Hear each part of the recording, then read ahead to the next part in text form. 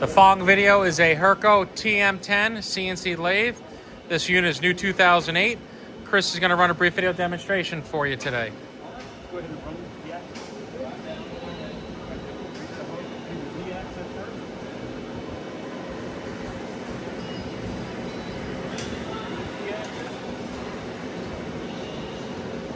All right, sorry, that was okay. Listen.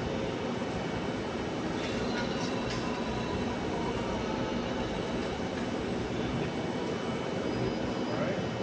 Our tool change. Like that. Go ahead and run the spindle. This is speed for 3,000 RPM.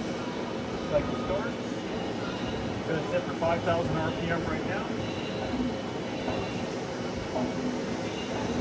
That's now 1,000 RPM. That's 2,000 RPM. 3,000 RPM.